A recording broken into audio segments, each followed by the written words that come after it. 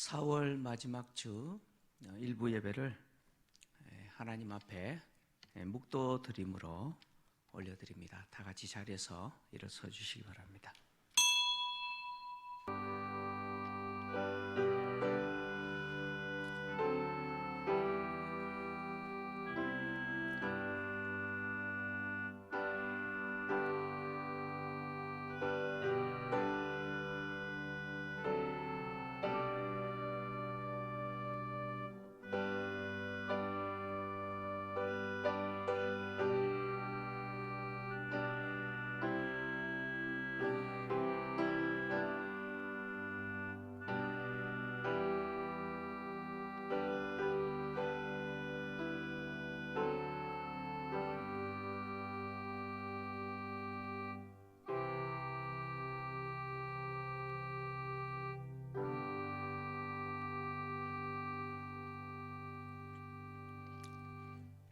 하나님은 영이시니 예배하는 자가 영과 진리로 예배할지니라.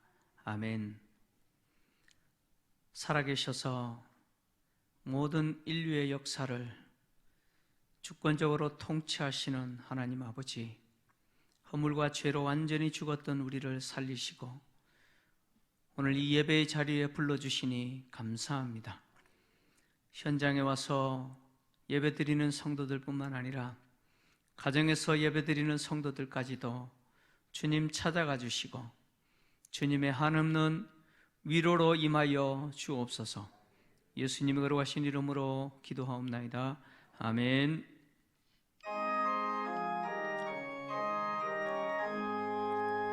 만복의 근원 하나님, 온 백성 찬송 드리고 조천사여 찬송하세. 찬송 성부 성자 성령.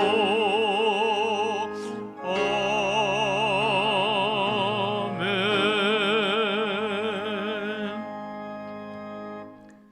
교동문 51번 시편 118편입니다. 여호와께 감사하라. 그는 선하시며 그의 인자하심이 영원하미로다.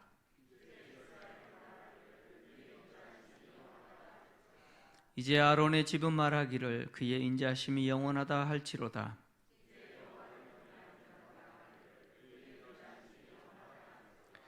내가 고통 중에 여호와께 부르짖었더니 여호와께서 응답하시고 나를 넓은 곳에 세우셨도다.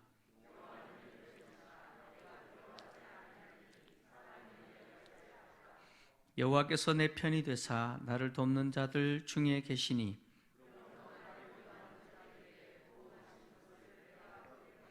여호와께 피하는 것이 사람을 신뢰하는 것보다 나으며 여호와께 피하는 것이 고관들을 신뢰하는 것보다 낫도다.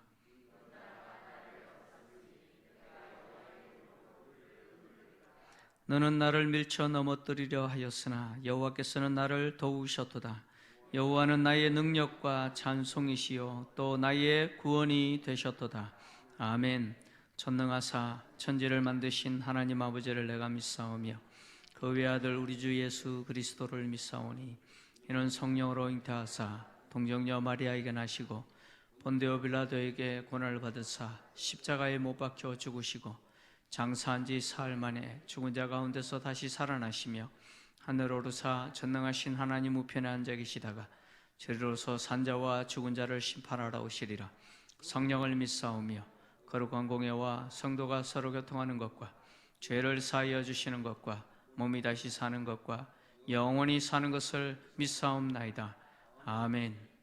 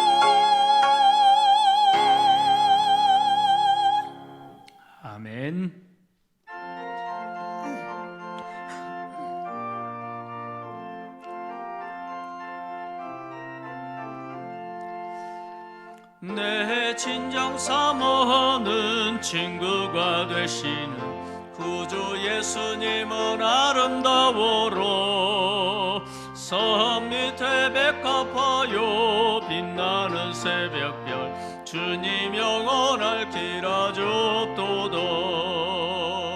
내 맘이 아플 적에 큰 위로 되시며 나 외로울 때 좋은 친구로 주는 저 산 밑에 백합 빛나는 새벽별 이 땅 위에 비길 것이 없도다. 내 맘의 모든 염려 이 세상 고락도 주님 항상 같이 하여 주시고 시험을 당할 때에 악마의 계교를 즉시 물리치사 나를 지키네. 온 세상 날 버려도 주 예수 안 버려 끝까지 나를 돌아보시니 주는 저 산 밑에 백합 빛나는 새벽별 이 땅 위에 비길 것이 없도다.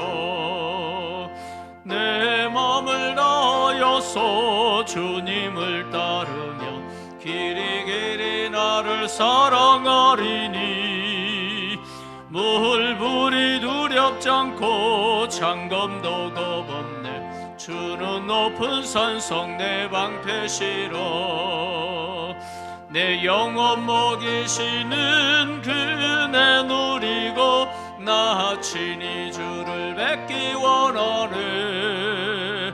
주는 저 산 밑에 백합 빛나는 새벽별 이 땅 위에 비길 것이 없도다.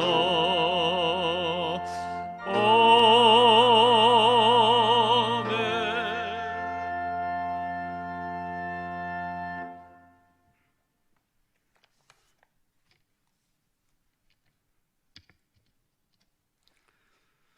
길이요 진리요 생명이신 존귀하신 아버지 하나님, 아버지의 크신 은혜 가운데 이렇게 제한적으로나마 현장에서 예배드리게 하심을 진심으로 감사를 드립니다. 아버지 하나님, 지난 2019년 12월 중국 우한에서 처음 발생한 이후 중국 전역과 전 세계로 확산된 새로운 유형의 코로나 바이러스로 인해 전 세계가 충격과 공포로 불안에 떨고 있습니다. 이제 다소 감소 추세에 있기는 하나 아직은 안심할 수 있는 단계는 아니므로 간 하나님을 대적하고 교만해지고 나태함과 기도의 게을리했음을 교회 공동체와 모든 성도들이 주님의 도심을 간절히 바라며 엎드려 회개하오니 죄를 긍휼히 여기시고 용서하여 주시옵소서.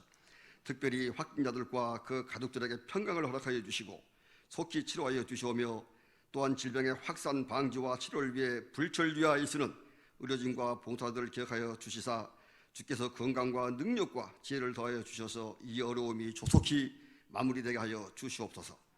하나님의 말씀을 잘 듣고 순종하면 애굽 사람들에게 내린 모든 질병 중 하나도 이스라엘 백성들에게 내리지 아니하겠다고 하신 말씀을 붙잡고 우리가 말씀에 순종하고 기도하게 하여 주시옵소서. 이런 위기의 때일수록 한국 교회가 믿음으로 여호와 라파 하나님을 선포하며 교회에서든 집에서든 더 예배 중심, 기도 중심의 삶을 살게 하여 주옵소서. 더 나아가 우리 교회와 한국 교회는 영적인 구센 땅이 되어 확진자가 더 이상 나오지 않을 뿐만 아니라 이 기도를 듣거나 이 기도에 함께하는 모든 이에게 예수 그리스도의 평화와 아버지의 안녕이 넘쳐나게 하여 주시옵소서. 아버지, 이제 대한민국의 경제가 회복되게 하여 주시오며 초, 중, 고, 대학교의 학사 일정들이 순조롭게 이루어지게 하여 주시옵고, 소상공인들의 생업장이 따스한 봄날을 맞이하게 하여 주셔서 재래시장과 소규모 사업장들이 북적거리게 하시오며, 현장 예배가 하루빨리 완전하게 회복되어 주일이면 모든 교회가 예배자로 가득하게 하여 주옵시고, 새로운 대한민국이 다시 시작될 수 있도록 하여 주시옵소서. 또한 앞으로 계획된 모든 목회와 사역들이 조속하게 회복되어 일정도로 순조롭게 잘 진행되어져서 의뢰 가운데 마무리되게 하여 주시옵소서. 아버지 하나님, 이번 4.1 송수를 통하여 새로운 국회의원들을 당선케 해주시니 감사합니다. 이번 당선된 국회의원들이 아버지 하나님을 두려워하고 경외하며 아버지 말씀을 정책할 수 있게 해주시고, 이들을 통하여 이 나라 이 민족의 경제와 국방 안보가 더욱 든든하게 하여 주시옵고, 또한 기독교를 억압하려는 악법들인 차별금지법, 동성혼인법, 동성애를 조장하는 각종 제도들, 그리고 인권을 가장하는 이슬람 세력들이 대한민국을 침탈할 수 없도록, 그리고 학생인권 조례라는 이름으로 우리 아이들을 타락시키려는 이런 법들, 낙태를 합법화하고 간통죄를 폐지하고 병역의 의무를 어지럽히는 이런 모든 악법들이 사라지게 하여 주시옵소서. 아버지, 이제 진리의 말씀을 듣기를 원합니다. 현장에서 또는 가정에서 영상을 통하여 예배를 드리는 모든 믿음의 권속들, 이 시간 말씀을 증거하시기 위해 단위에 세우신 정웅낙동 목사님의 미스트를 통하여 선포되어지는 진리의 말씀을 들을 때 저희들의 영의 눈과 귀가 열리게 하여 주시옵고, 저희가 먼저 듣고 먼저 보고 저희들의 미래가 열리는 이 시간 되게 하여 주시옵소서. 또한 전 세계적으로 복음 전파의 사명을 감당하기 위하여 파송된 약 4,300여 명의 선교사님들 어디에 있든지 아버지 코로나로부터 안전하게 지켜주시옵고, 그들의 영적인 동역자와 물질의 후원자들을 붙여주셔서 필요를 채워주시기를 간절히 기도드립니다. 예수가 우리를 위하여 십자가 위에서 물과 피를 다 쏟아주셨는데 오늘 그 예수의 보혈의 능력으로 말미암아 하나님의 백성을 괴롭히는 암병을 비롯한 모든 병만은 떠나가게 하여 주시옵고, 인간관계를 어렵게 하는 원수마귀 또한 떠나가서 인간관계의 문제를 풀어주시오며, 가정의 모든 어둠의 세력들 역시 떠나가서 가정이 회복되게 하여 주시옵소서. 아버지, 이제 시작하는 시간이 오매 마치는 시간까지 함께 하시어 예배의 시동을 수완하여 줄 줄 믿사옵고, 이 시간도 살아서 이 예배 자리에 역사하고 계시며 저희 모두의 기도에 일일이 안수하여 주실 줄 믿사옵고, 거룩하신 예수님 이름으로 감사하며 기도를 올렸사옵나이다.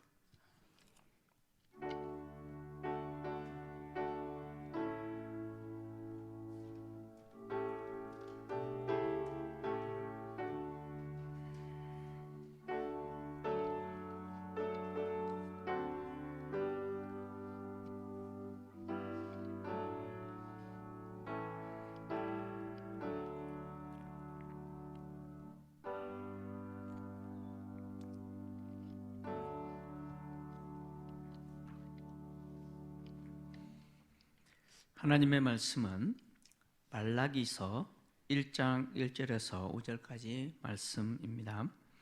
구약 성경 마지막 성경인 말라기서 1장 1절에서 5절까지 말씀을 제가 봉독해 드리겠습니다. 여호와께서 말라기를 통하여 이스라엘에게 말씀하신 경고라.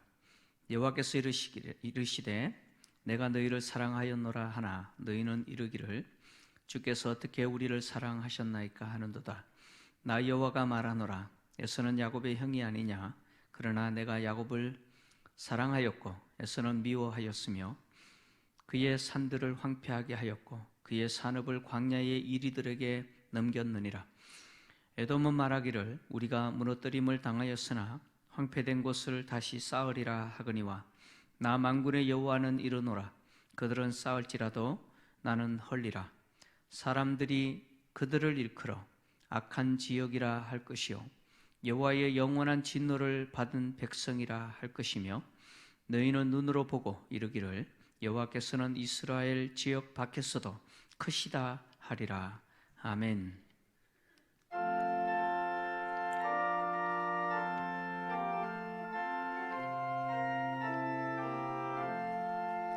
내 주 되신 주를 참 사랑하고 곧 그에게 죄를 더 고합니다. 큰 은혜를 주신 내 예수시니 이전보다 더욱 사랑합니다. 주 널 사랑하사 구하시려고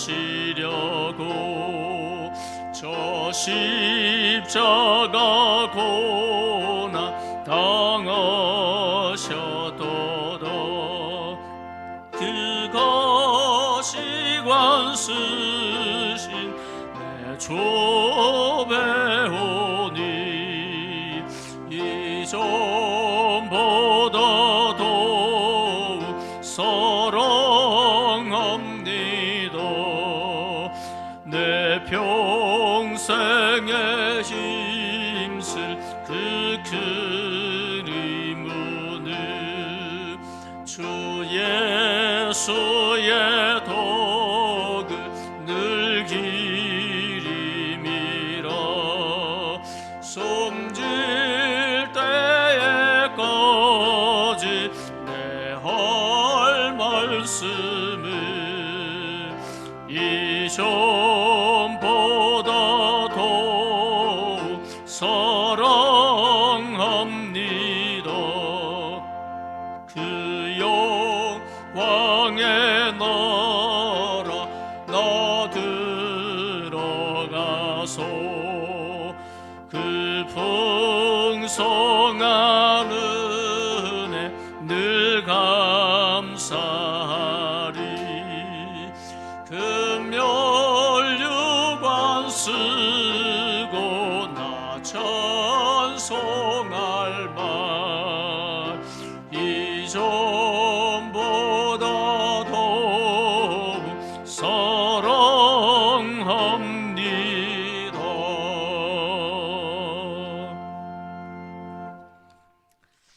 교회 소식을 전해드리겠습니다. 나눠드린 순서지 뒷면을 참고해 주시기 바랍니다.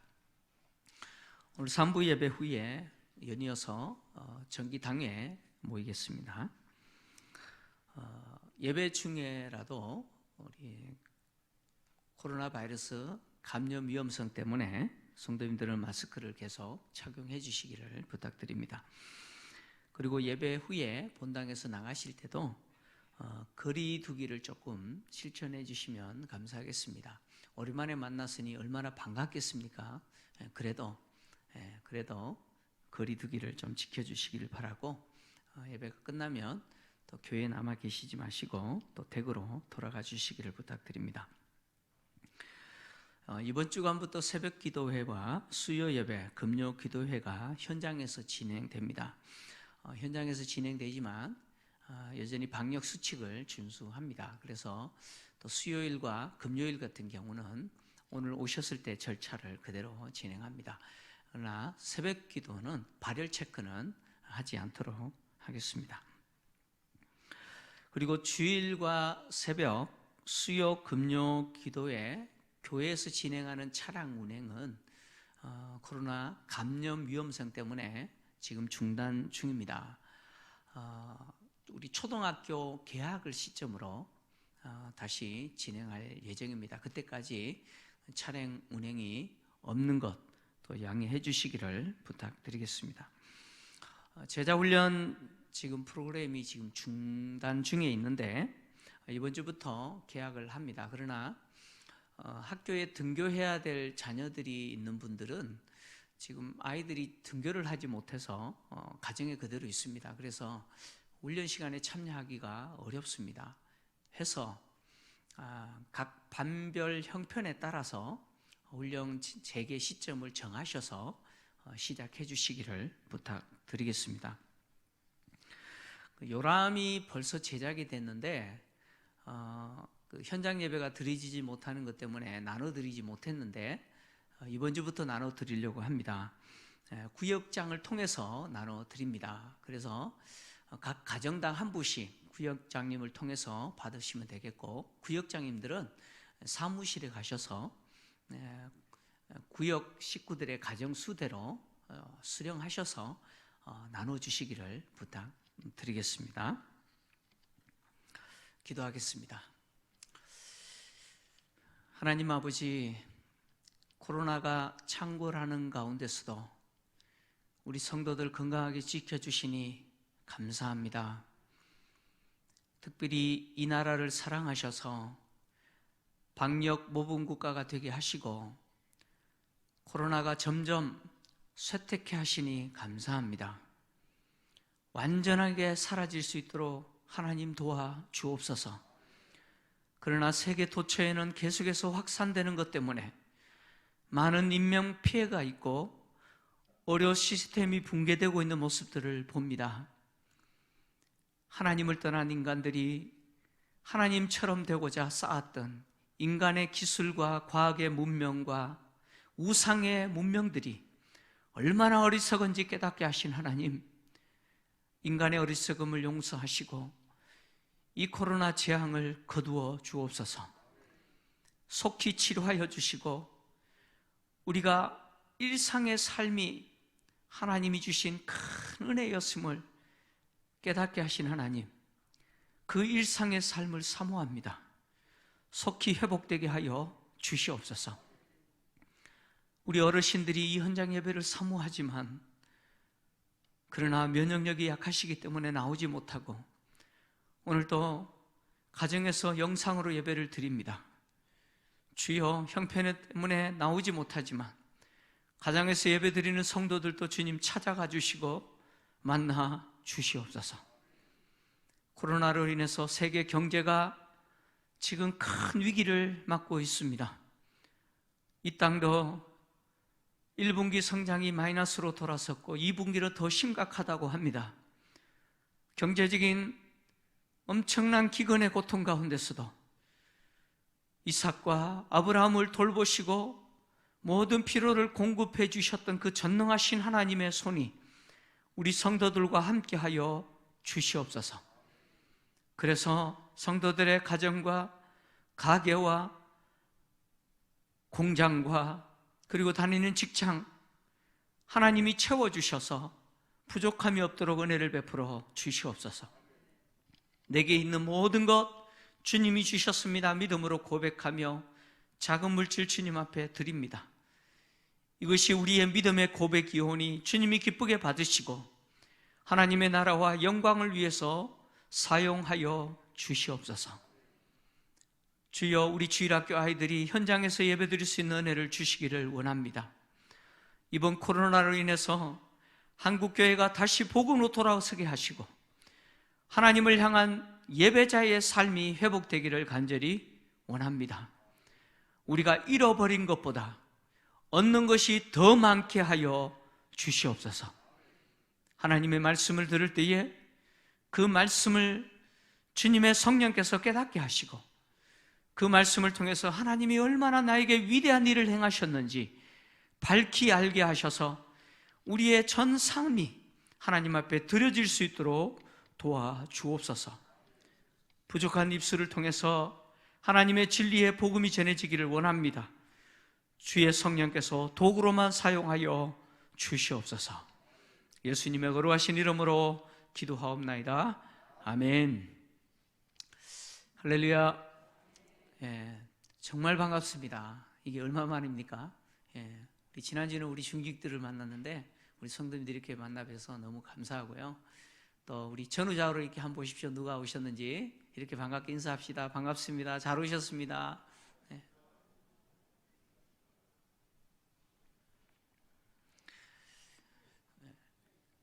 오늘 보니까 코로나 확진자가 10명이 늘어났습니다. 그 중에 9명이 해외에서 입국하신 분들이고 지역 감염이 1명 늘어났습니다. 아직도 지역 감염이 일어나고 있다, 그런 이야기입니다. 그만큼 아직 완전히 소멸되지 않았기 때문에 우리가 거리두기를 해야 됩니다. 또 교회가 사회의 일원이고 또 사회적인 책임이 있습니다. 그래서 지금까지 현장 예배를 드리지 못했는데 이제 오늘부터 우리 성도님들 대상으로 현장 예배를 드리지만 더 많은 분들이 현장에 오지 못하고 또 영상으로 예배를 드리고 있습니다. 속히 우리를 불쌍히 여겨주시고 또 이렇게 현장에 오셔서도 이렇게 지그재그로 이렇게 멀찍이 떨어져서 이렇게 앉는 것이 아니라 정말 허깅하고 또 그리스도의 몸으로서 같이 함께 손잡고 예배드리는 그 시간이 속히 오기를 함께 기도해 주시기를 부탁드립니다. 지난주에 제가 설교를 하면서 지난주 토요일이 저희 장인이 돌아가신 날이라 그랬더니 그날 돌아가신 줄 아시고 제가 기일이다라고 말을 해요. 2004년에 있었던 일이라는 이야기를 해야 되는데 성도님들 중에는 지난 토요일 날 돌아가신 줄 알고 많은 분들이 위로를 해 주셨습니다. 감사드리고 오해 없었으면 좋겠습니다. 기일이었습니다. 오늘 우리가 다루게 될 본문은 말라기서입니다. 말라기서인데 이 말라기서는 구약의 마지막 선지서죠. 이 말라기서는요 구약과 또 신약을 연결하는 아주 중요한 하나님의 말씀입니다. 이 말라기서를 말라기서라고 이름을 붙인 이유는 오늘 보면 1장 1절을 보시면 말라기라는 명칭이 나오죠. 여호와께서 말라기를 통하여 이스라엘에게 말씀하신 경고다, 이렇게 기록하고 있습니다. 그래서 말라기서라고 기록하고 있는데 이 말라기라고 하는 이 단어에 대해서 좀 논란이 있었습니다. 이 단어는 고유명사로 해석할 수도 있고 또 일반 명사로 해석할 수도 있습니다. 그러니까 이 말라기라는 단어를 해석하면 나의 사자라는 뜻입니다. 나의 사자라는 뜻인데 이 단어를 고유명사로 해석하면 한 사람의 이름이 됩니다. 그러니까 우리가 알다시피 말라기 선지자 이름이겠죠. 그래서 하나님이 말라기라고 하는 선지자를 통해서 말씀하신 것이 되고요. 일반 명사로 해석하면 누군지는 몰라요. 누군지는 모르지만 하나님이 세우신 나의 사자라고 하는 그에 의해서 이 서신이 기록됐다, 이 예언서가 기록됐다, 이렇게 볼 수 있습니다. 이렇게 논란이 되지만 통상적으로 대부분의 사람들은 한 사람의 이름이다, 고유명사로 해석해서 이 예언서는 말라기라고 하는 선지자가 기록했다, 이렇게 봅니다. 저도 오늘 본문의 내용을 이 말라기 선지자가 기록한 것으로 해석하고 그렇게 말씀을 전하도록 하겠습니다. 말라기 선지자는 포로에서 귀환했던 포로 이후 시대죠. 그 페르시아가 지배했던 시대에 그 에스라와 느헤미야와 동시대에 활동했던 선지자입니다. 에스라와 느헤미야 포로에서 돌아와서 성전도 재건하고 예루살렘 성벽도 재건했던 그 에스라와 느헤미야와 동시대에 활동했던 선지자입니다. 그래서 이 말라기서가 언제 기록되어 있느냐? BC 430년경 페르시아 제국이 세상을 통치하던 바로 고레스 시대, 그때 돌아오게 되고, 또 페르시아 제국이 통치하던 그 시대에 이 말라기서가 기록되었다라고 봅니다. 그리고 이 말라기서의 그 수신자들은 바로 포로에서 돌아왔던 귀한 민들을 대상으로 그들을 향하여 하나님이 주신 말씀이다라고 봅니다. 그리고 이 말라기서의 내용은 뭐냐? 바로 포로에서 다시 예루살렘으로 돌아온 귀한 민들을 향한 하나님의 책망과 그리고 회복에 대한 메시지가 바로 이 말라기서의 내용입니다. 그러면 하나님이 왜 포로에서 다시 예루살렘으로 돌아온 귀한 민들을 책망하셨을까? 그리고 또 그들에 대해서 이 회복의 메시지를 전하셨는데 이게 무슨 의미인가? 라는 것을 알기 위해서 당시 포로에서 귀환했던 그 귀한 민들이 어떤 형편에 처해 있었는지 시대적인 상황을 아는 것이 굉장히 중요합니다. 그러니까 시대적인 배경을 모르면 이 말라기서를 이해할 수가 없습니다. 역사적으로 북이스라엘이 BC 722년에 아수르에 의해서 망합니다. 세상 역사에는 아시리아죠. 아수르에 의해서 망하고 남유다는 BC 586년에 바벨론에 의해서 망합니다. 그래서 수많은 이스라엘 백성들이 포로로 끌려가고 세계 도처에 흩어져요. 그랬다가 이 페르시아가 통치하는 시대, 페르시아 왕 고레스 시대죠. 그때 포로 중 일부가 예루살렘으로 다시 돌아오게 됩니다. 귀환하게 되죠. 3차에 걸쳐서 돌아오게 되는데 1차는 스룹바벨을 중심으로 BC 538년에 돌아오게 됩니다. 그리고 2차는 에스라를 중심으로 BC 458년에 예루살렘으로 포로민들이 돌아옵니다. 그리고 마지막 3차는 스룹바벨을 중심으로 느헤미야를 중심으로 BC 445년에 예루살렘으로 돌아오게 됩니다.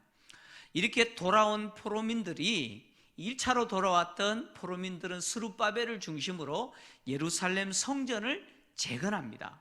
그래서 이렇게 성전을 재건하여 BC 516년에 성전 재건을 완공합니다.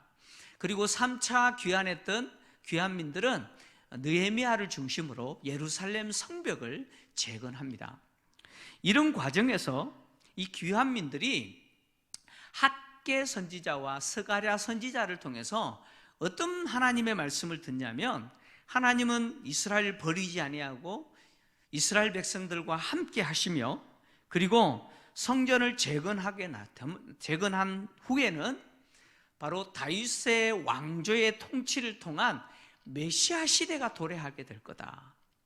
그래서 메시아 시대를 통해서 정치적으로, 경제적으로, 영적으로 풍요로운 시대를 살게 될 거다라고 하는 이런 약속을 듣습니다.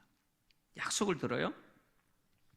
그래서 포로에서 귀환했던 이 포로 귀환민들이 이 학개와 스가랴 선지자가 전하는 하나님의 말씀을 듣고 어떤 환상, 꿈을 가지냐면, 이 예루살렘 성전을 재건하고 나면 하나님이 반드시 메시아를 보내시고, 그리고 다윗 왕조의 통치를 통한 메시아 시대가 시작되어서 자신들이 정치적으로, 경제적으로, 그리고 영적으로 부강하고 풍요로운 시대를 살게 될 거다, 이런 꿈과 환상을 가졌습니다. 근데 사실 현실에서는 그게 이루어지지 않는 거예요. 예루살렘 성전이 재건된 이후 50년이 지났던 이 말라기 시대에, 말라기 선지자 시대에 이미 50년 지났거든요. 성전이 재건된 지 50년이 지났지만 메시아 시대는커녕 현실적으로 너무 힘든 시간을 보내고 있습니다. 자신들이 재건했던 이 성전은 솔로몬이 지은 성전과 비교해 봤을 때 너무 초라했고, 또 더하여서 정치적으로 독립하는 것이 아니라 여전히 페르시아의 지배를 당하고 압제를 당하고 있었습니다. 그리고 설상가상으로 경제적으로 보면 계속해서 가뭄이 있었고, 그리고 또 농사를 짓지만 가뭄과 병충해로 인해서 엄청난 피해가 있었습니다. 그러니까 이 귀한민들의 삶이 너무 힘들었어요. 성전을 재건했는데 50년이 지났어도 메시아 시대는커녕 여전히 살기 위해서 몸부림치는, 생존을 위해서 지금 위협을 당하고, 생존의 위협을 당하고, 정치적으로 또 영적으로 그런 황폐한 시대를 그들은 겪고 있었습니다. 이런 상황에서 귀한민들이 현실에 대해서 환멸감을 느낍니다. 그러니까 자기들이 겪고 있는 이 고난이 너무 힘든 거예요. 그래서 환멸을 느끼고 하나님에 대해서 배신감을 느껴요. 그래서 이 돌아온 귀한민들이 시리에 빠지게 되고, 영적으로 시리에 빠지게 되고, 그리고 하나님이 학개와 스가랴 선지자를 통해서 약속했던 그 메시아 시대에 대해서 회의합니다. 이거 안 이루어진다, 이런 회의를 해요. 그러면서 신앙적으로는 점점 어떻게 하느냐, 타락합니다. 점점 타락하고 하나님의 약속을 바라보는 것이 아니고 현실만 바라봐요. 현실만 바라보면서 인본주의적인 안일한 상태가 되고, 그리고 세속적 만족만 추구하는 그런 상태가 되어버린 것이죠. 그래서 하나님에 대해서 예배를 드려요. 안 드리는 거 아니에요. 예배는 드려요. 제사는 드리는데 그 제사가 마음을 담아 진심으로 드리는 게 아니라 그냥 형식적으로 드리는 거예요. 흔히 그러잖아요. 우리도 예배 보러 가자. 예배 안 보면 하나님 벌 줄 것 같으니까. 마치 예배를 보는 거예요. 드리는 게 아니고 그냥 보는 거예요. 그 형식적으로 제사 드리는 거예요. 그리고 자신들이 하나님이 부르신 거룩한 백성, 하나님의 백성, 구별된 백성이라고 하는 이 선민의식 다 잃어버리는 거예요. 선민의식조차도 버려버려요. 그래서 이 영적으로 완전히 무력한 자들, 무기력한 존재가 되어버린 것이죠. 이런 배경 속에서 하나님이 말라기 선지자를 통해서 이런 이스라엘 백성들을 책망하시고 다시 회복에 대해서 말씀을 주신 것이에요. 오늘 본문 2절을 보시면 하나님이 이런 형편에 있는 이스라엘 백성들을 향해서 뭐라고 말씀하시냐면, 내가 너희를 사랑했노라, 이렇게 말씀해요. 2절 같이 읽을까요? 시작. 여호와께서 이르시되 내가 너희를 사랑하였노라 하나 너희는 이르기를 주께서 어떻게 우리를 사랑하셨나이까 하는도다. 나 여호와가 말하노라. 에서는 야곱의 형이 아니냐? 그러나 내가 야곱을 사랑하였고. 내가 너희를 사랑하였노라 라고 했더니 이스라엘 백성들이 뭐라고 지금 말하냐면, 하나님이 어떻게 우리를 사랑하셨습니까? 이렇게 반문했어요.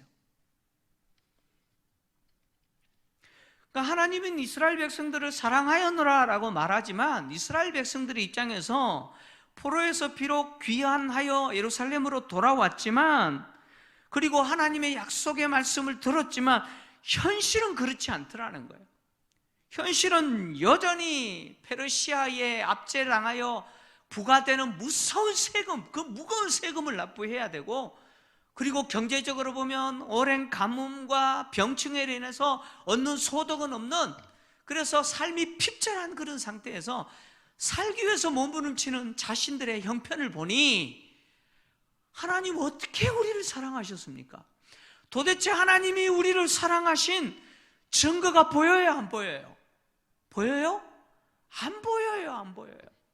하나님은 너희를 사랑하셨다, 우리를 사랑하셨다라고 하는데, 하나님이 우리를 사랑하신 증거가 현실에서 전혀 보이지 않아요. 그러니까 자신들이 지금 겪고 있는 현실에 대한 고통에 대한 불평이겠죠. 불평이에요. 어떻게 하나님 우리를 사랑하셨나는 거예요. 다르게 이야기하면 하나님이 어떻게 우리를 사랑하셨습니까? 라고 하는 이 반문은 하나님이 우리를 사랑하신 증거 있으면 한번 보여주세요 이거죠. 증거 있으면 한번 대보세요. 한번 보여줘 보세요. 증거가 있다면. 지금 그런 이야기죠. 성도님들 가운데서도 간혹 참 극심한 고난을 당할 때 신방을 해서 그래도 하나님 사랑하십니다 그러면 그렇게 말씀하시는 분이에요. 목사님, 하나님이 어떻게 나를 사랑하세요? 무엇을 보고 하나님이 나를 사랑하신다고 말씀하세요? 회사가 부도났고 지금 이런 상황인데 하나님이 나를 사랑한다는 증거가 뭡니까? 사업에 실패하고 하는 일마다 망했는데 어떻게 하나님이 나를 사랑한다는 말입니까? 내가 지금 병에 걸려 지금 죽을 지경인데 이렇게 골골거리면서 아픈데 어떻게 하나님이 나를 사랑한다고 말할 수 있습니까? 증거가 뭐예요? 하나님이 나를 사랑하신다면 내가 이런 일 겪으면 안 되잖아요. 이거 말이 되지 않잖아요. 이렇게 말씀하시는 분들이 있어요. 아마 여기 계신 분들 가운데도 대놓고 이렇게 말하기는 그렇고 그렇게 말하고 싶은 분들이 있을 거예요. 그렇죠? 내가 겪고 있는 현실이 결코 하나님이 나를 사랑한다라고 하는 증거라고 할 수 없기에 그렇게 말씀하시는 것 같아요. 그렇잖아요? 내가 겪고 있는 현실을 보니까 하나님이 나를 사랑한다라고 하시는 증거가 보이지 않는 것 같아요. 어떻게 하나님 우리를 사랑하십니까? 라고 반문하는 이스라엘 백성들을 향하여 하나님이 에서와 야곱의 이야기를 합니다. 에서는 야곱의 형이 아니냐? 그러나 내가 야곱을 사랑했다. 에서와 야곱은 아브라함의 아들인 이삭이 낳은 쌍둥이 두 아들이죠. 그렇죠? 이삭의 쌍둥이 아들입니다. 에서와 야곱 중에 누가 형이에요? 누가요? 네, 에서가 형이죠. 에서가 형입니다. 그런데요, 하나님이 장자인 에서를 선택하지 않고 동생인 야곱을 선택하시고 야곱의 후손인 이스라엘 백성들을 하나님이 하나님의 백성으로 삼아주셨어요. 이게 하나님의 사랑이라는 거예요. 사실 인간적인 눈으로 보면 에서와 야곱을 비교하면 누가 선택을 받아야 되느냐 하면 에서가 선택을 받아야 돼요. 왜요? 장자죠. 그죠? 장자 아닙니까? 뿐만 아니라 에서와 야곱을 비교해 보면 인간적인 눈으로 봤어도 누가 더 하나님의 선택을 받아야 마땅한 그런 조건을 갖고 있어요? 에서입니까? 야곱입니까? 에서 아닙니까? 에서는 어떤 측면에서 야곱에게 당한 존재 아니에요? 그잖아요. 야곱은요, 간사한 인간이지 않습니까? 속이는 자 아닙니까? 형 에서도 속이고 심지어 아버지조차 속여서 축복을 빼앗았던 간사한 인간이 야곱 아닙니까? 조건을 따져보면 하나님이 선택하시면 야곱이 아니라 에서를 선택해야 되는데, 근데 하나님이 에서가 아니라 누굴 선택했어요? 야곱을 선택했어요. 야곱을 선택. 이게 하나님의 사랑이었다는 거예요. 우리는 도무지 이해할 수 없는 하나님의 그 주권적인 섭리 속에서 하나님은 형인 에서가 아니라 동생인 야곱을 선택하시고 그의 후손인 이스라엘 백성들을 하나님 백성 삼으셨다는 거예요. 그런데 오늘 본문을 보시면 에서가 형이 아니냐? 그러나 내가 야곱을 사랑하고 에서는 미워하였다, 이렇게 이야기해요. 에서를 미워했다라고 하는 이 표현을 우리가 잘못 오해하면 하나님이 에서는 좀 덜 사랑하고 야곱을 더 사랑했다, 이런 식으로 이해할 수 있는데 전혀 그런 말이 아니에요. 하나님은 야곱보다 에서를 조금 덜 사랑한 게 아니에요. 아예 어떻게 했어요? 미워하셨다 그랬어요. 미워하시고 어떻게 하셨느냐? 심판해 버리셨다, 이렇게 이야기합니다. 오늘 3절이에요. 본문 3절을 좀 같이 읽겠습니다. 시작. 에서는 미워하였으며 그의 산들을 황폐하게 하였고 그의 산업을 광야의 이리들에게 넘겼느니라. 아멘. 에서를 조금 덜 사랑한 게 아니에요. 야곱을 좀 더 사랑하고 에서는 좀 덜 사랑한 게 아니라 하나님은 야곱은 사랑하고 에서는요 미워해버렸어요. 그래서 에서의 후손인 에돔 민족을 어떻게 했어요? 하나님이 심판하셨다는 거예요. 그래서 그들의 산들을 황폐하게 만들고 그들의 산업을 광야의 이리들에게 넘겨버렸다는 거예요. 에서의 후손인 에돔 민족을 심판하시면서 그들의 산들을 황폐하겠다라는 의미는 뭐냐면 이 에돔 민족, 에서의 후손들인 에돔 민족이 바로 세일산을 중심으로 번성했어요. 세일산은 하나의 산을 이야기하는 것이 아니라 산맥을 이야기합니다. 그래서 이 세일산의 북쪽 봉우리들은 해발이 무려 1500m 정도 되고 그리고 남쪽 봉우리들은 해발이 1800m 정도 되는 그런 산들로 이루어진 그 지역을 중심으로 번성했어요. 에돔 민족이 살았던 수도죠. 도시인 도성입니다. 도성을 세라라고 불렀습니다. 세라라고 하는 도성에서 살았는데 이 세라라고 하는 도성을 가는 길목이 얼마나 협착한지 험준한 벼랑을 사이에 둔 협착한 골짜기로 이루어진 그 길을 지나야 이 세라라고 하는 도시로 들어갈 수가 있었어요. 그래서 이 세라라고 하는 도시는요 외부로부터 적들이 지형적으로 침입하여 정복하기가 거의 불가능할 정도로 천의 요새였습니다. 그래서 이런 지형적인 조건을 에돔 민족들이 믿고 이 지형적인 조건에 근거해서 에돔 민족이요 교만했습니다. 우리는 절대 망하지 않는다 이렇게 교만했어요. 이런 에돔 민족을 향하여 심판을 선언한 선지서가 오바다서입니다. 오바다서. 이 오바다서를 통해서 하나님이 에돔 민족에 대해서 심판을 선언하셨는데 이 에돔 민족이요 이 지형적인 조건을 믿고 얼마나 교만했는지 이렇게 기록했어요. 오바다 1장 3절에서 4절 좀 같이 읽겠습니다. 시작. 너의 마음의 교만이 너를 속였도다. 바위 틈에 거주하며 높은 곳에 사는 자여 내가 마음에 이르기를 누가 능히 나를 땅께 끌어내리겠느냐 하니 내가 독수리처럼 높이 오르며 별 사이에 깃들인지라도 내가 거기서 너를 끌어내리리라. 여호와의 말씀이니라. 아멘. 이 에돔 민족이 얼마나 교만했냐면 우리는 바위 틈에 산다는 거예요. 높은 바위 틈에서 누구도 정복할 수 없는 난공불락의 요새에 산다는 거예요. 이런 지형적인 조건 때문에 우리는 절대 망하지 않는다 이렇게 교만했는데 하나님이 내가 너희들을 심판할 것이다. 망하게 할 거다. 이렇게 말씀하셨다는 거예요. 이렇게 험준한 산, 난공불락의 산들을 중심으로 살았던 에돔 민족의 그 지역을 하나님은 어떻게 해버렸어요? 황폐하게 해버렸어요. 그리고 에돔 민족이 쌓았던 그 문명, 그 산업을 들의 광야의 이리에게 넘겨버렸어요. 사람이 도무지 살지 못하고 들짐승이 사는 곳으로 만들어버리시겠다는 거죠.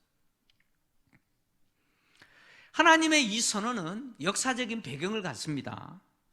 세일산을 중심으로 살았던 에서의 후손들이요, 에서의 후손들이 에돔 민족이잖아요. 이 에돔 민족이 이스라엘 백성들이 애굽에서 나와서 가나안 땅으로 들어갈 때 그 에돔 민족의 땅을 지나가려고 했는데 거절합니다. 막아요. 그래서 이스라엘 민족이 에돔 민족의 땅을 우회해서 가나안 땅으로 들어갔는데 가나안 땅에 들어간 이스라엘 백성들을 끊임없이 에돔 민족이 괴롭혀요. 사실 에돔 민족이나 이스라엘 민족은 따져보면 족보적으로 보면 뭐예요? 형제의 나라 아니에요? 근데 에돔이요 이스라엘을 돕기는커녕 계속해서 괴롭힙니다. 그러다가 다윗 왕 때 다윗이 에돔을 정복해버려요. 에돔이 다윗 왕에게 정복당합니다. 그 이후부터 에돔 민족이 이스라엘의 지배를 받아요. 그러다가 BC 734년부터 BC 586년 예루살렘이 바벨론에 의해 망할 때까지 누구의 지배를 받느냐? 아수르의 지배를 받아요. 이 아수르의 지배를 받을 때 에돔 민족이 망하느냐? 아니에요. 더 번창합니다. 번영해요. 아수르의 도움을 얻고 더 번영합니다. 그러다가 아수르가 바벨론에 의해서 망하고 바벨론이 586년 BC 586년에 예루살렘을 함락하잖아요. 그래서 남유다가 망할 때 이 에돔이 어떤 일을 하냐면 바벨론을 돕습니다. 바벨론을 도와서 예루살렘을 함락하는데 돕습니다. 이게 에돔 민족이었어요. 남유다가 망하자 이 에돔 민족 가운데 일부가 에돔인들이겠죠. 이들이 남유다 땅으로 들어옵니다. 그래서 헤브론을 중심으로 남유다 여러 지역에 이주하여 정착하여 살게 됩니다. 그러다가 페르시아 시대, 바벨론이 페르시아에 의해서 망하고 페르시아가 세상을 지배했던 페르시아 시대에 이 에돔 본토가요, 에돔 민족들이 살았던 그 본토가 아랍인들의 침공을 받습니다. 아랍인들의 침공을 받고 아랍인들이 그 본토 땅을 장악합니다. 그로 인해서 이 에돔 사람들이, 더 많은 사람들이 어디로 이주하느냐? 남유다 땅으로 이주해요. 헤브론을 중심으로 그 남유다 땅으로 이주해 살았던 에돔인들을 일컬어서 이두메인이다 이렇게 불렀어요. 이두메인 이렇게 불렀어요. 그들을 그렇게 불렀는데, 그리고 나서 BC 3세기에 페트라라고 하는 요르단 남쪽에 있는 유명한 관광지 아닙니까? 그 페트라를 수도로 하고 있었던 아랍인들의 한 민족이 있었는데 나바티아 왕국이라고 하는 왕국이 있었어요. 그 나바티아인들이 다시 에돔 본토를 침공하고 그 땅을 정복합니다. 그로 인해서 그 에돔 본토에 남아 있었던 에돔인들이 나바티아인들과 섞여버려요. 그리고 사라져버립니다. 에돔인들이 사라져요.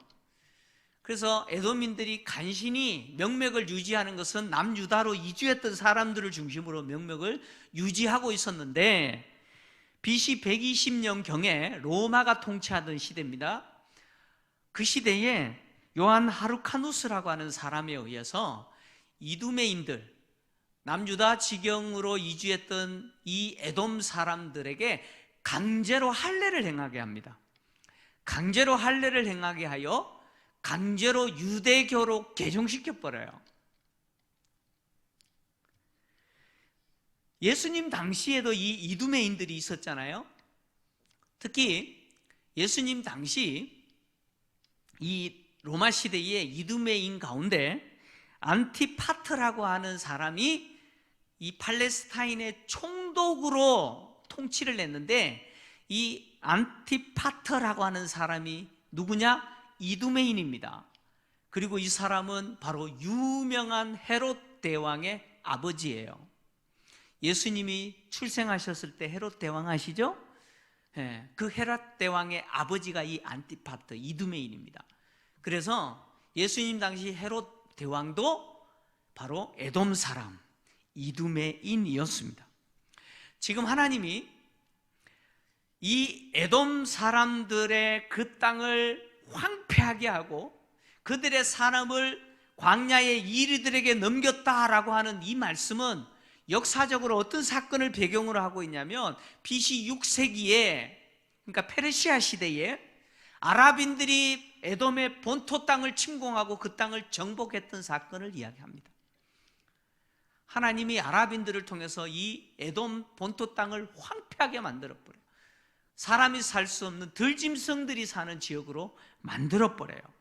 그 역사적인 사건을 이야기를 하는 겁니다. 근데 오늘 본문을 보시면 에돔인들이 이렇게 황폐하게 됐잖아요. 망했잖아요. 이때 나라를 잃어버려요.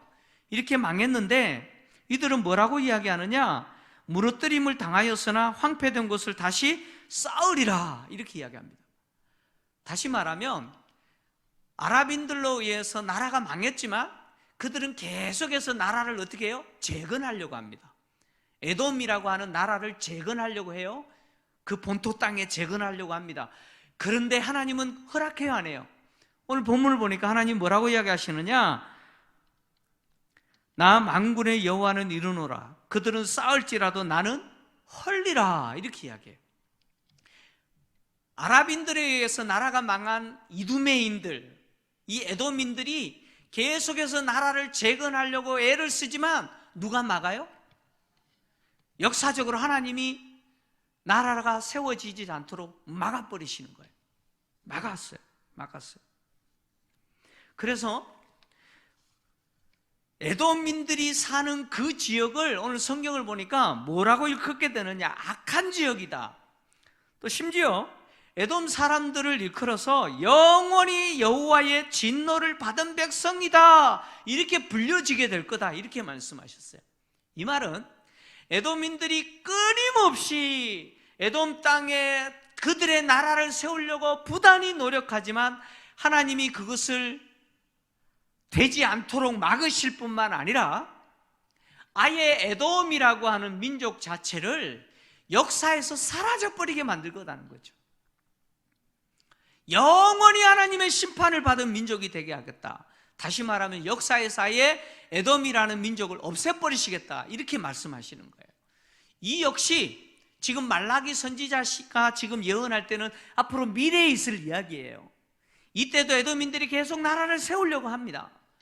그러나 하나님이 그것을 막으시고 마침내 에돔인들이, 이두메인들이죠, 에돔인들이 역사에서 사라집니다. AD 70년에 로마 티투스 장군에 의해서 예루살렘이 파괴되잖아요. 예루살렘이 정복당합니다. 성전도 파괴되고, 이때 이후 이두메인들, 에돔인들이 역사에서 사라져버립니다. 역사에 사라져버려요. 하나님이 영원히 하나님의 심판을 받은 민족이다, 그렇게 될 거다라고 하신 약속대로 에돔 민족이 역사에서 사라져버렸어요. 자, 지금 하나님이 이스라엘 백성들을 향해서 어떻게 우리를 사랑하셨습니까? 라고 말하는 이스라엘 백성들을 향하여 에돔 민족의 역사를 증거로 갖다 대시는 거예요. 봐라, 내가 에서를 선택하지 아니하고 야곱을 선택했지 않느냐? 너희들을 선택했지 않느냐? 내가 선택하지 않고 미워했던 에서의 후손들 어떻게 됐느냐? 그들이 나라가 망하고, 심지어 내가 그들을 심판했고, 그들이 경험한 그 역사는 내가 그들을 심판한 것이고, 그리고 그들이 끊임없이 그들의 나라를 세우려고 한다 할지라도 내가 그것을 막았고, 그리고 앞으로도 막을 것일 뿐만 아니라 아예 역사에서 에돔이라는 민족을 내가 사라지게 만들 것이다. 이것이 너희들을 사랑한 증거다, 이렇게 말하는 거예요. 다시 말씀드리면 사실 솔직하게 이야기해서 역사에서 사라져야 될 민족은 누구예요? 에돔 민족이에요? 아니죠. 이스라엘 민족 아니에요. 하나님의 사랑을 받았고 하나님의 백성으로 구별되어졌고 하나님의 말씀을 그들이 가졌음에도 불구하고 끊임없이 하나님을 대적하고 하나님께 불순종했던 이 이스라엘 백성들이 사실은 역사에서 사라져야 되는 거 아니에요? 그러잖아요? 그럼에도 불구하고 하나님은 이스라엘 백성들을 포기하지 아니하시고 그들을 잡은 손을 놓지 아니하시고 포로에서 귀환했을 뿐만 아니라 비록 현실은 생계 문제 때문에 삶이 너무 핍절하기 때문에 고난을 당하고 있지만 그럼에도 불구하고 성전을 재건하고 자신들의 땅에 와서 나라를 다시 재건하고 있는 그들 존재 자체가 무엇이에요? 내가 너희를 사랑하고 있다는 뭐예요? 증거 아닙니까? 그것이 증거라는 거예요. 증거라는 거예요. 오늘 말라기서는 이렇게 이스라엘 백성들을 사랑했다라고 하시는 하나님이 이스라엘 백성들이 에돔을 심판하시고 그들을 역사에서 사라지게 하시는 하나님의 그 역사 통치를 눈으로 보면서 뭐라고 말하게 될 거냐? 여호와 하나님은 이스라엘 지역 밖에서도 크시다 하게 될 거다, 이렇게 이야기합니다. 이게 무슨 이야기예요? 하나님은 이스라엘이라고 하는 그 지역 안에서만 크신 분이 아니라 이스라엘 지역을 뛰어넘어서 크신 분이다, 위대하신 분이다, 이런 뜻이죠. 이 말은 고대 근동 사람들이 갖고 있는 세계관을 이야기하는 겁니다. 고대 근동 사람들은 각 지역마다 무엇이 있느냐? 신이 있다고 생각해요.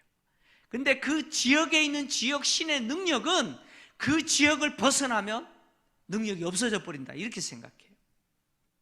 근데 성경은, 하나님은 고대 근동백 사람들이 생각하는 그런 지역 신이 아니라는 거예요. 생명이 없는 그 지역 신이 아니라 하나님은 누구세요? 유일하게 살아계신 분일 뿐만 아니라 이스라엘을 넘어서 세상의 모든 민족과 모든 나라와 역사를 통치하시는 분이 누구라는 거예요? 하나님이시다라는 거예요. 그것을 너희들이 보게 될 것이다, 보게 될 것이다. 이 선언대로 우리가 그 복을 누리고 하나님과 전혀 관계없던 우리에게 하나님은 어떤 분이세요? 크신 분임을 고백하는 이 예배를 드리고 있는 거 아니에요?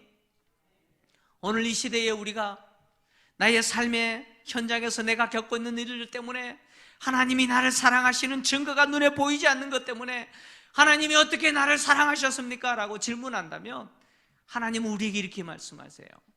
내가 세상 역사를 통치하면서 흑암의 땅, 아무 빛도 없고 소망이 없는 이 조선 땅에 교회를 세우고 세상의 70억의 인구 중에 나라고 하는 존재는 눈에 보이지도 않아요. 여러분 보여요?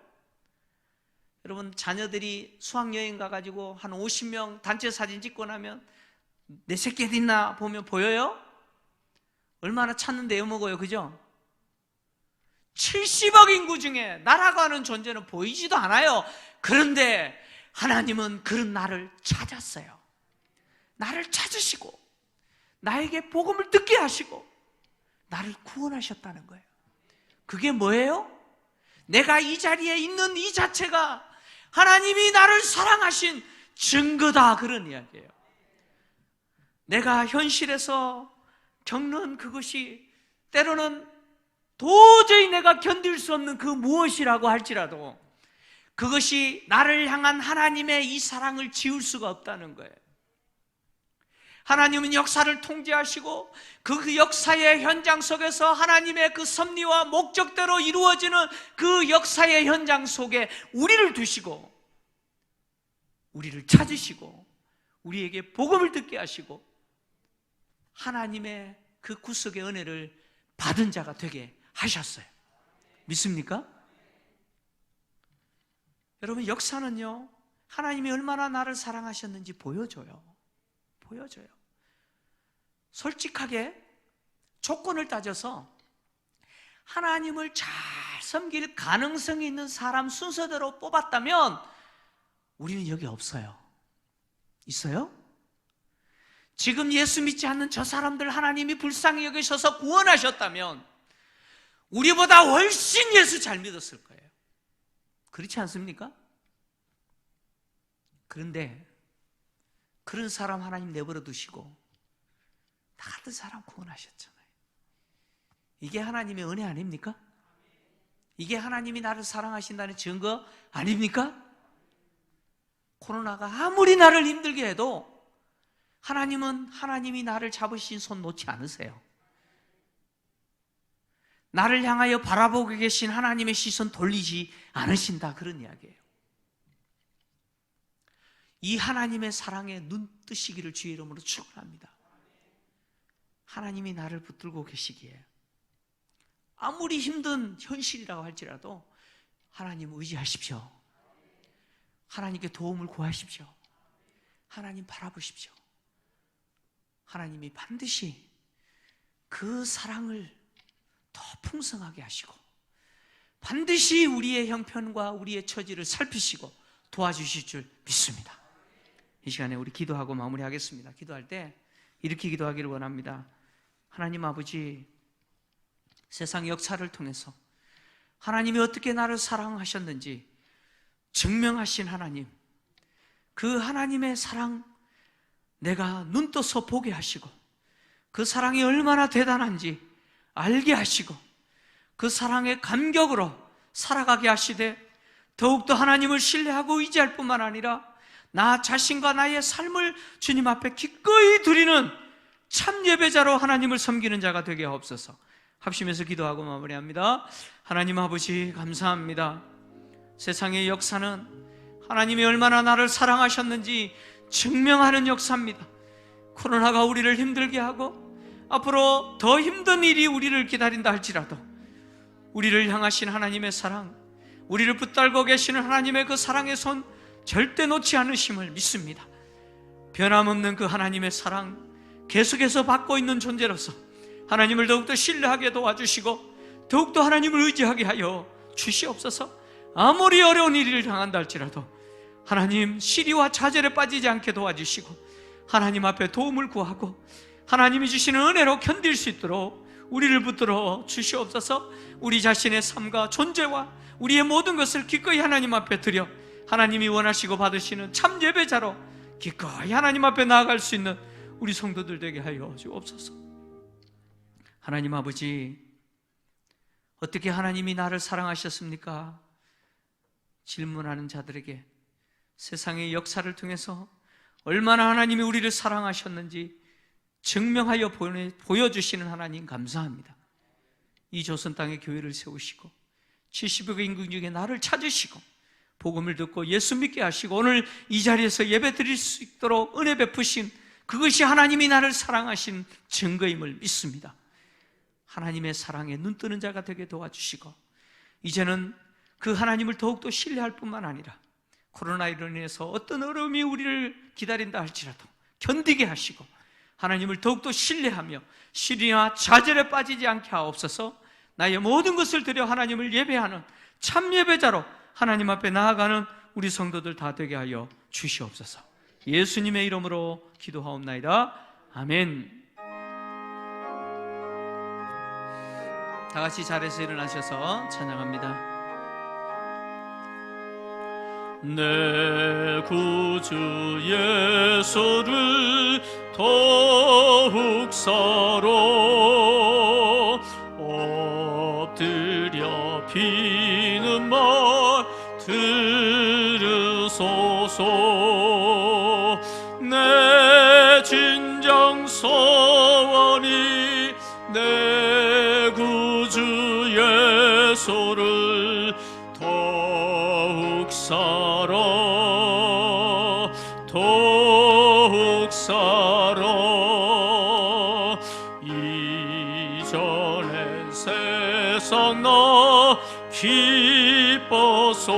기뻤어도 지금 내 기쁨은 오직 예수. 다만 내 비는 말 내 구주 예수를 더욱 사랑 더욱 사랑. 이 세상 떠날 때 찬양하고 숨질 때 하는 말 이것일세. 다만 내 비는 말 내 구주 예수를 더욱 사랑 더욱 사랑.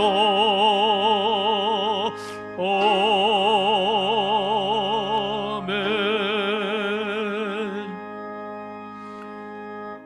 우리 주 예수 그리스도의 사랑과 하나님의 놀라우신 은혜와 성령님의 교통 위로 충만하심이 주님의 그 놀라운 사랑 받은 자로서 어떤 어려움이 있다 할지라도 더욱더 주님을 신뢰하고 의지하기를 원하는 성도들과 복음 전하는 선교사들과 복중의 생명까지 이제로부터 영원토록 함께 있을지어다.